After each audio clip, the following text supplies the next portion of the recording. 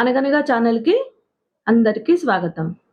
పిల్లలు, ఇప్పుడు మనం చిలకమర్తి లక్ష్మీ నరసింహారావు గారు రాసిన 'అత్తగారింట్లో అల్లుడి పాటలు' అనే ఒక సరదా కథను వినేద్దాం. అనగనగనగా అత్తగారింటికి కొత్త అల్లుడు సంక్రాంతి పండక్కి వస్తాడనమాట. ఈ కొత్త అల్లుడికేంటంటే రేచీకటి ఒక సమస్య ఉంటుంది.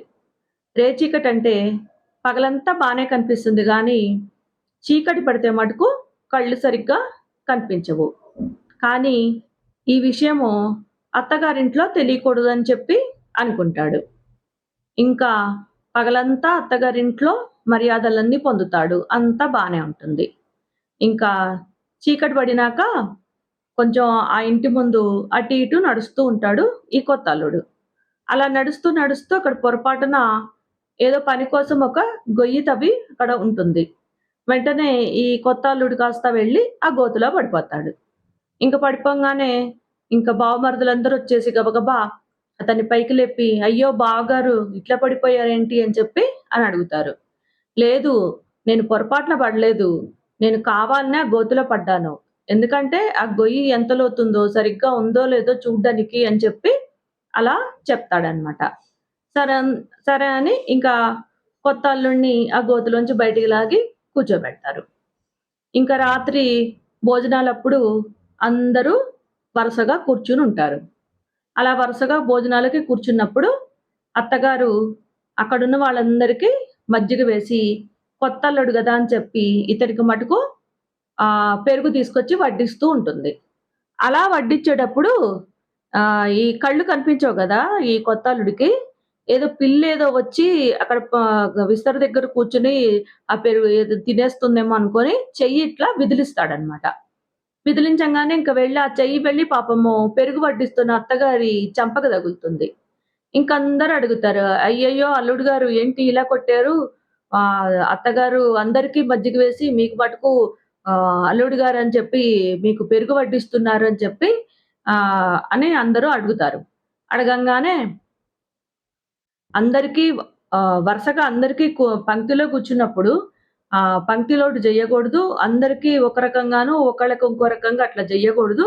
అందరికీ మజ్జిగేసి నాకు పెరుగు వేయడము అది నాకు నచ్చలేదని చెప్పి అల్లుడు గారు చెప్తారు. ఇంక చెప్పంగానే అందరూ అల్లుడి గారికి మంచి మంచి విషయాలు తెలిసాయని చెప్పి అందరూ ఆనందపడతారనమాట. ఇంకా తర్వాత రాత్రయినాక అల్లుడు గారు మంచినీళ్ళ కోసము గదిలో మంచినీళ్ళు అయిపోతే బయటకొస్తారు. బయటకొచ్చి గది నుంచి బయటకొచ్చిన తర్వాత పాపం అత్తగారు వంటగదిలో పనంతా చేసుకొని బయటకొస్తారు. బయటికి రాంగానే చూసుకోకుండా ఈ అల్లుడు గారు అక్కడ మెట్టో ఏదో అడ్డు వచ్చి అత్తగారి కాళ్ళ మీద పడతారు. కాళ్ళ మీద పడిపోంగానే ఇంక అత్తగారు "అయ్యయ్యో! అల్లుడు గారు ఏంటి ఇలా కాళ్ళ మీద పడ్డారని" చెప్పి అని అడుగుతారు.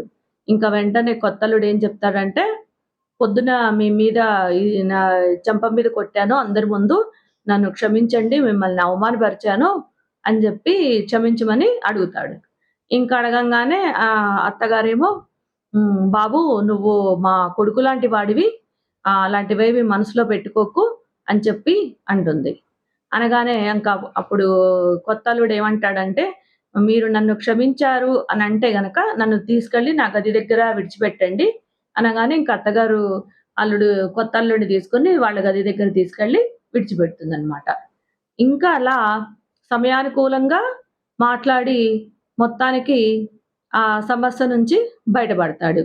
ఇంక తెల్లవారిన తర్వాత ఇలానే ఉంటే ఇంకా సమస్యలు ఎక్కువైపోతాయి, పరువు పోతుందని చెప్పి ఇంకా పెట్టబేడ సర్దుకొని అత్తగారింటి నుంచి కొత్త అల్లుడు పరుగనమాట. విన్నారా పిల్లలు?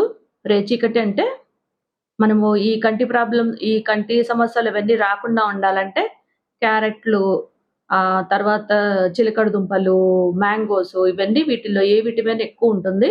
అవి తీసుకుంటే గనక ఈ కంటి సమస్యలవన్నీ రావన్నమాట. అలానే టీవీని దగ్గర నుంచి చూడడము, అలానే సెల్‌కి దూరంగా ఉండాలి. టీవీ దగ్గర నుంచి చూడకూడదు. కొంచెం దూరం ఉండి చూడాలన్నమాట. కథ కంచికి మనం ఇంటికి. నచ్చితే లైక్ చేయండి, షేర్ చేయండి, సబ్స్క్రైబ్ చేయండి.